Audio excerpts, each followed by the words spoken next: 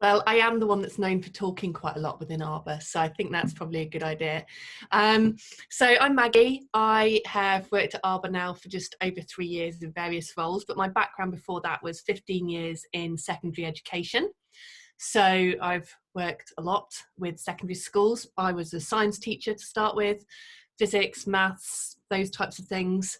I've led on data management, very much with the ethos of you enter once and you use it many. If there's no output from that data within the school, no feedback to the teachers is not being used, then you don't do it.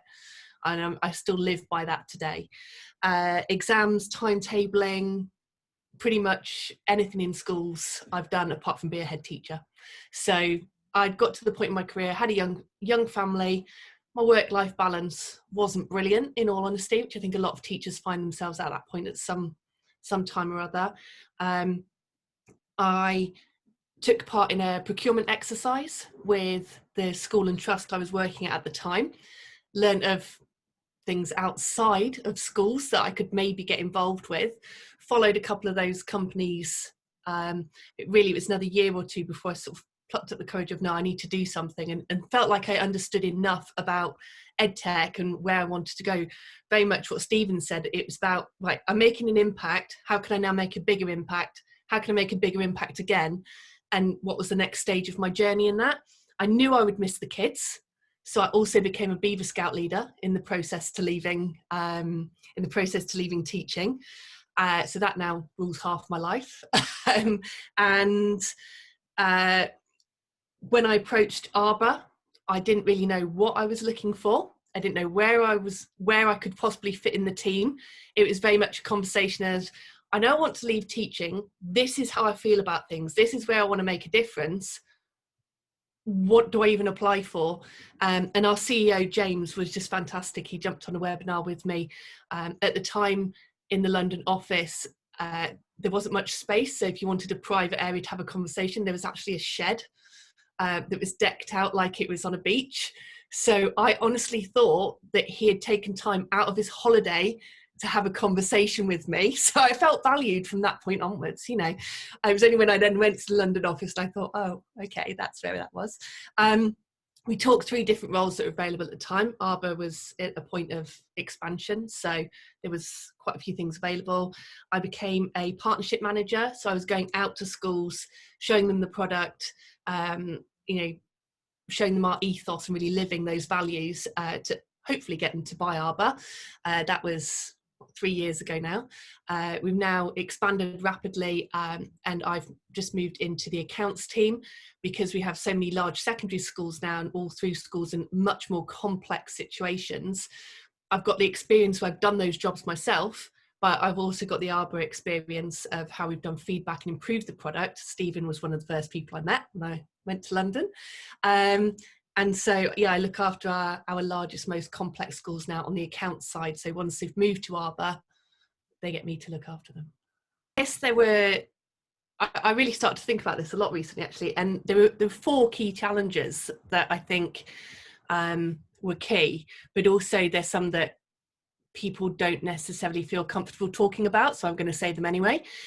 So first of all, there was this, when I first moved, there was this balance of, well, I'm used to having a timetable and a pretty fixed schedule, actually.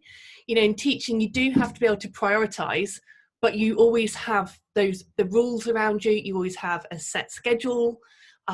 You've got to fit things in between all over. So you're very good at multitasking, things like that. But you then come into business, and you're like, right, there's my day. There's all these things I need to get done today. How do I decide where to start? And actually now, because I've had a change in job role, I'm having to do that even more. And I've got that as one of my targets this year, is to improve on how I do prioritization and how I can improve my skills on that. I'm doing some fantastic work in getting some training on that as well. So it's really coming along.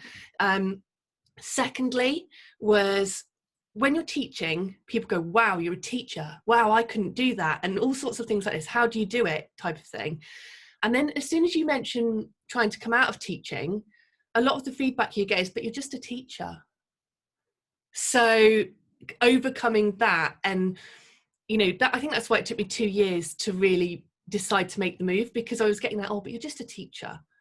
and particularly from inside teaching as well, there wasn't really an aspiration to do the next step or go somewhere else outside of teaching. Why don't you want to be a head teacher? Because I don't feel like I'm going to impact on more pupils or become an executive head. That's not really where my heart was. So being able to overcome the just a teacher phrase, part of that was then identifying, well, how do I know what transferable skills I've got so I can sell myself on a CV? Oh my word, how do I even write a CV that isn't for a 16-year-old? That was a huge learning curve because it definitely wasn't what I thought it should be. And so there's a couple of really fantastic Facebook groups about thinking of leaving teaching and so on, a brilliant web page as well. So I'm actually really proactive in those now, supporting other people trying to make the move. Moving on to LinkedIn was just a massive eye-opener into the business world. So not just SaaS and B2B and EdTech, but just how business runs in general, because it was quite a different thing. And then the fourth one, which no one tends to mention, is how am I possibly going to earn enough money? Teachers, especially when we go up the ladder, you might be on 40, 50,000 pounds, some more, some slightly less. But to move into another industry, into another business, you're effectively going back to an NQT again. So you really have to look at what you want, what you can give, be prepared to fight what you need, not for what you necessarily want. So my move to Arbor was, I knew there was going to be a large pay reduction. We had to look at what we could afford. And when Arbor made an offer, I said, right, that's great, but I could not accept that. I just need you to move a little bit to this point and then I can live. And then since then, obviously I've moved up the ranks in Arbor and now sort of back on par with when I was teaching and all sorts of things. So, and my work-life balance definitely was impacted immediately. And that was worth much more than having spare cash to play with. Changed my whole outlook, almost tearing up a bit here. I started going to my kids' sports days, to their plays. If my mum wasn't feeling well, I could take a day off in term time and go and spend the day with her. Things that were really important to me, I was finally able to put at the forefront. So do think about the money, but don't be put off. Really think about what is essential in your life for that first period of time. Yeah, definitely. It's that whole package